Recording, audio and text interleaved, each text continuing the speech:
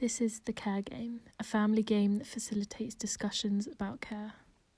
At any point in our lives, we all may need care or be cared for, whether it is a broken leg or long-term elderly care. Even though the need for care is inevitable, often it is left until there is a crisis point. Families will be recommended and lent this game by a care professional or charity. The aim of the game is to complete your task the fastest and with the least mistakes. The winner will have collected the highest number of points. To set up the board, each player is given a counter card, then reflection, space and spinner cards are laid out. Then persona variables are assigned. Each player gets one from each category of family, mental health, money, mobility, diagnosis and independence. Oh. Yeah. I got no money. And I can't. I mean, it's not looking too good. I got some family though. Okay. Each player is assigned a room card. This is the space in their real home that they will move to complete their task. The player uses the app to scan the QR code associated with their room.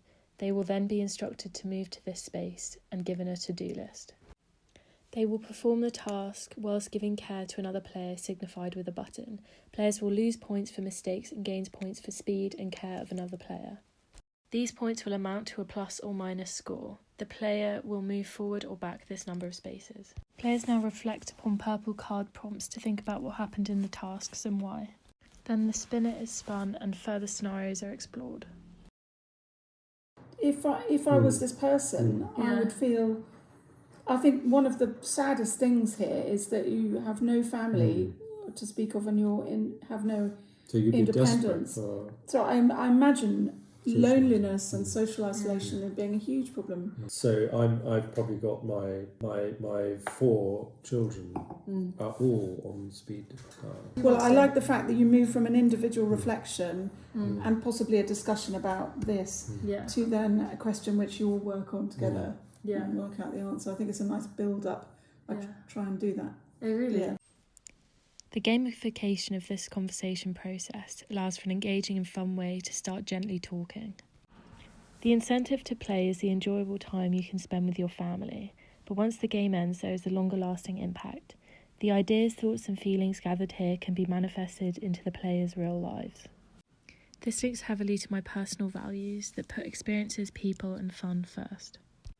This design is different to other products in this area, such as the Now Then game, that focuses solely on end-of-life considerations.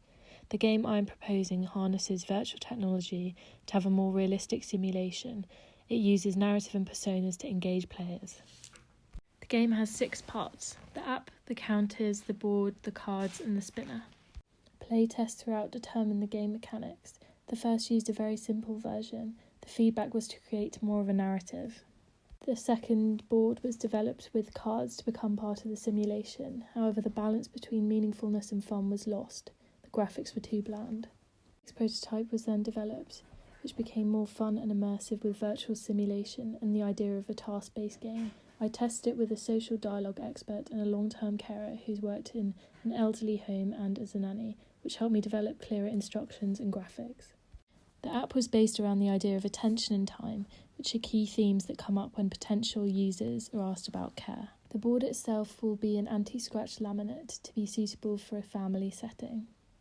The counters are personalised by each player and transparent to remove the need for colour that may give the false impression that they are connected to certain rooms.